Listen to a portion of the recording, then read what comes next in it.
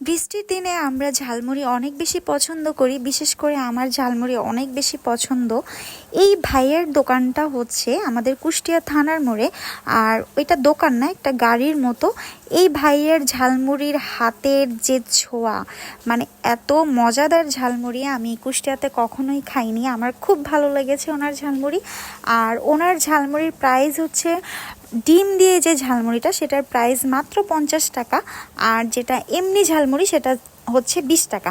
আমি নর্মালি 20 টাকার ঝালমুড়িটাই টেস্ট করেছিলাম, যার আসলে টেস্ট ছিল অসাধারণ।